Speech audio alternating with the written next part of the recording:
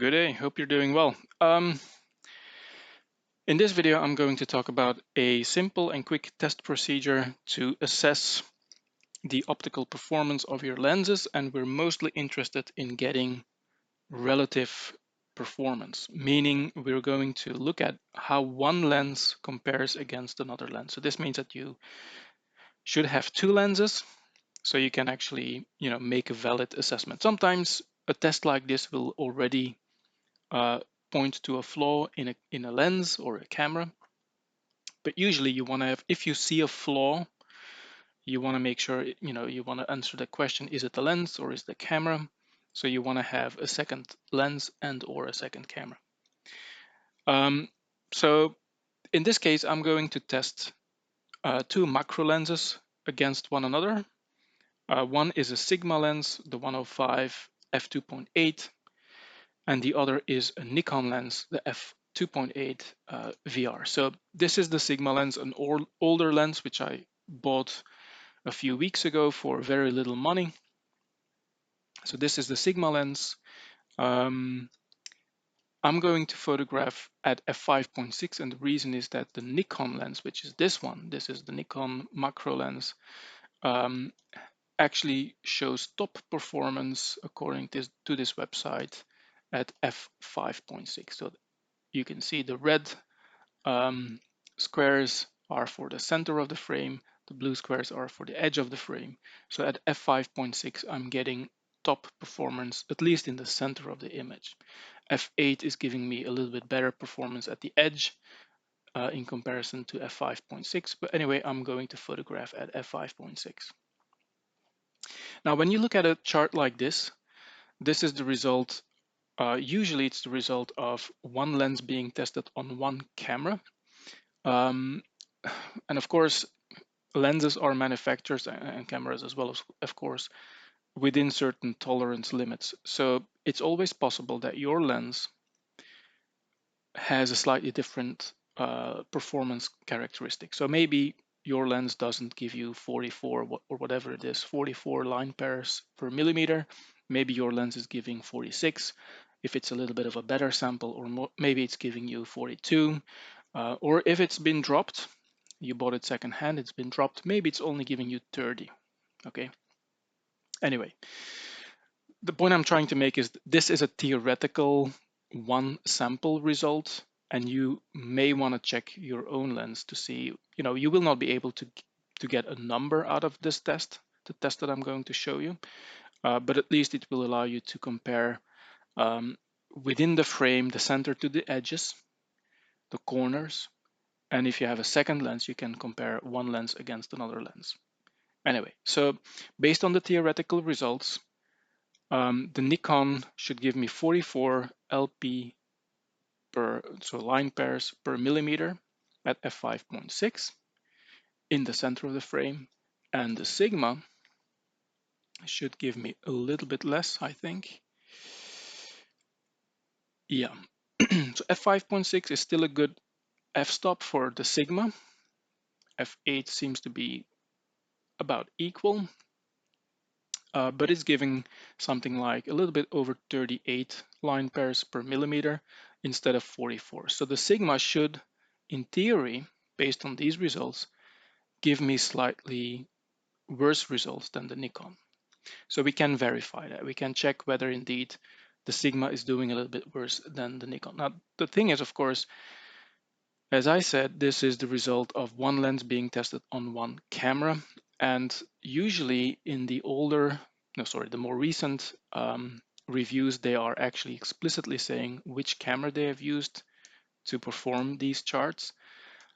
I don't know exactly, they don't say it for these older ones, but looking at the introduction, the date it was posted, this was posted in 2006.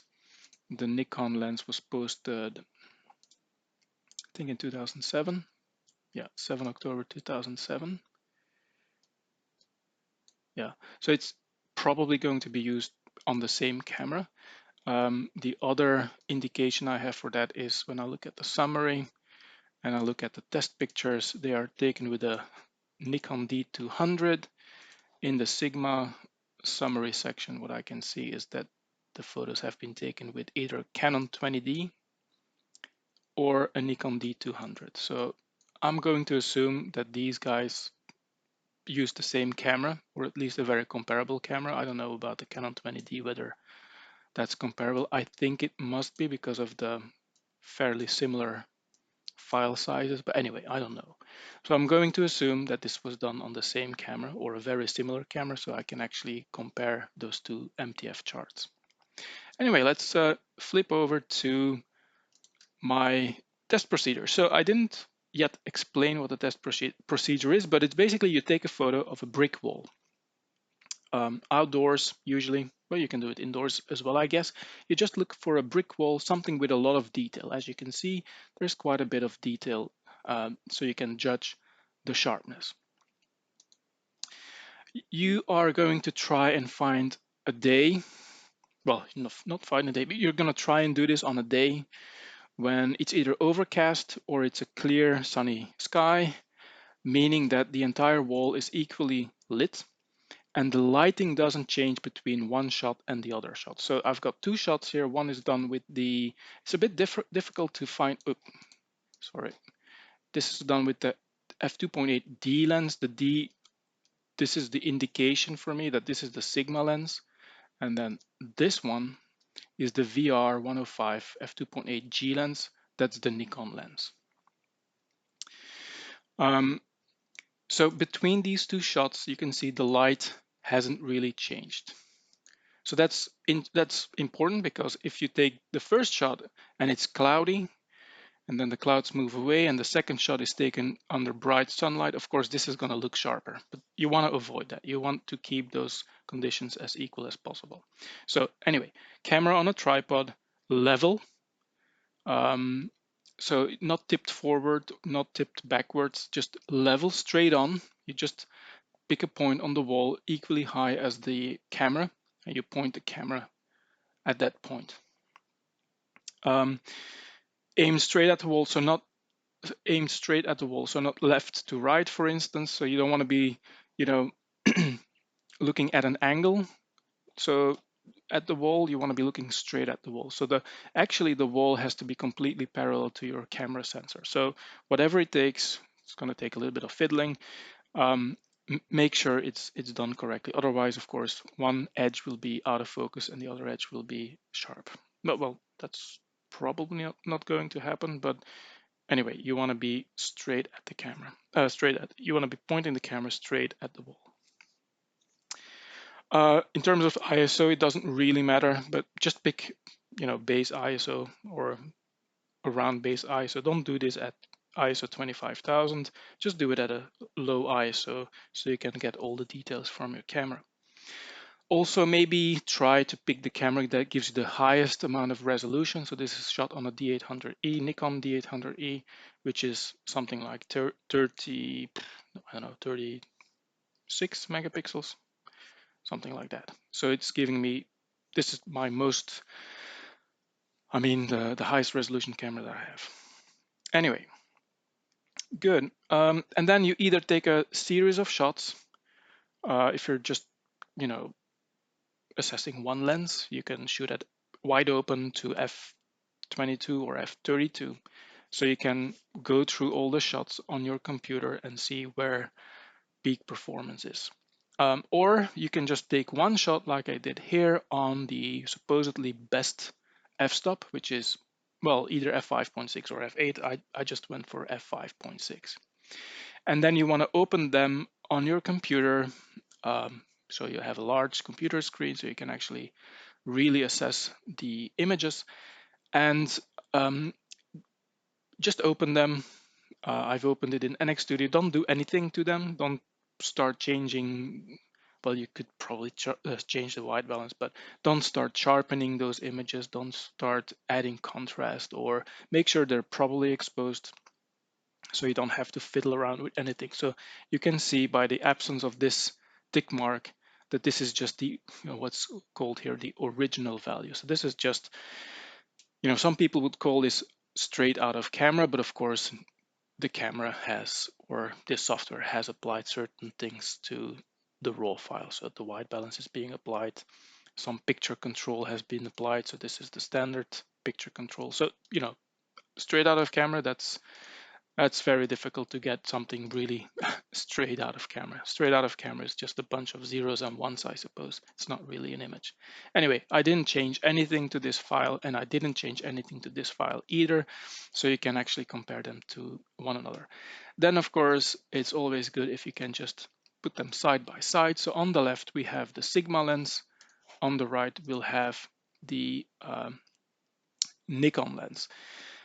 And looking at these images, and I suppose on YouTube, because of the compression, you will probably not see any difference between these two. I'm going to maybe slightly reposition them so they're actually side by side as close as I can.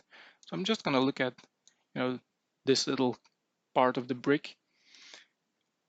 I would say that the Nikon is indeed a little bit sharper than the Sigma, but it's really, really very, very minor.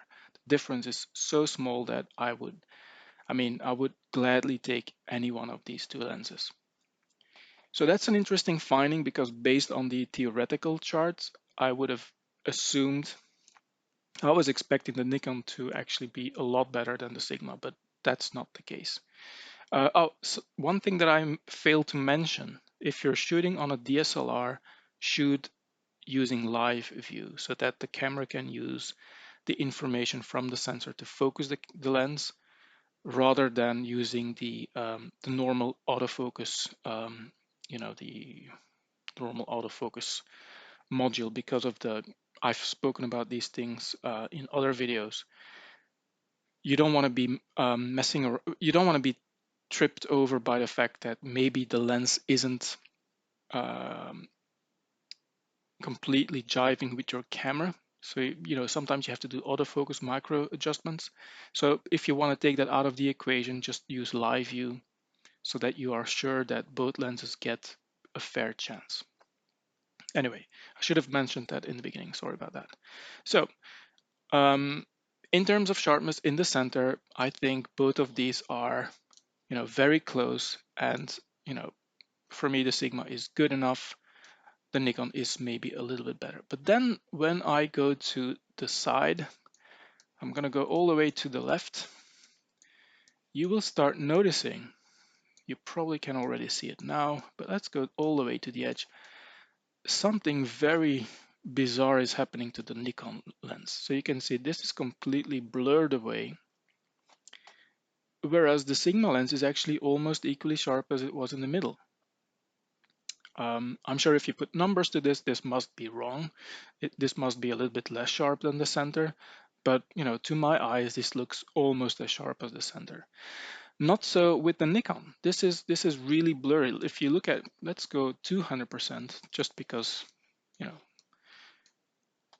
if you look at this little black thing here versus here, I think it's going to be very easy to see that the Sigma lens is holding up, but the Nikon lens isn't. So if I go to the corner, it's still, actually, I think the corner is a little bit better, but it's still blurrier than what the Sigma is doing. So the Nikon lens center, the center of the Nikon lens is sharp, well, at least as sharp as the Sigma lens, a little bit sharper perhaps, but the corners are really letting itself down. So let me go to the other edge, all the way to the right. I think this edge is actually looking a little bit better on the Nikon than the left side. So something is wrong left to right with the Nikon lens. If I go to the middle approximately, let's go zoom out again because I lost the middle. So let's go to the center and then to the right. This side is actually doing okay. If I go all the way to the left on the Sigma as well, actually. So the Sigma is good, the Nikon is good. If I go to the left, I think something is wrong with this lens, because here it looks really blurry on the Nikon. On the Sigma it still looks okay. So I don't think there is a problem with the camera. I think there is a problem with the Nikon lens. The left side of the lens, something must be, I don't know, maybe misaligned. Let's go to the corner. the bottom right hand corner. I still think the Nikon lens is a little bit blurrier than the Sigma lens, but it's not as bad as what I saw on the left hand side of the image, where the Nikon lens is really, it's actually only the, the last, this area. So, maybe half a brick away from the edge. That's where everything starts to break down on the Nikon lens. Anyway, this for me was a surprise, because I had been using the Nikon lens for a few years and I was very happy with it. Of course, for real photography, it doesn't really matter that much, because most of the time you put your subject in the center, or approximately in the center. Even if you're using the rule of thirds, for instance, you're still not going to put the face of your fiance all the way here. You're going to put her face something here or here, but not here. Okay. So that's very revealing. So this old Sigma lens is actually doing very well.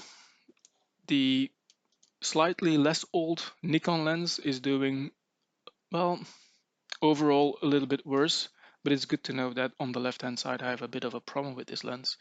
But again, as I said, for real photography, it's probably not the end of the world, because you don't probably use, well, if you are going to use this lens for art reproduction, so maybe you want to take photos of like paintings, then this is going to be a problem. And then you may want to use another lens than this Nikon lens. Well, this particular lens, right? This is just my sample. So maybe something happened to this lens because I bought it secondhand.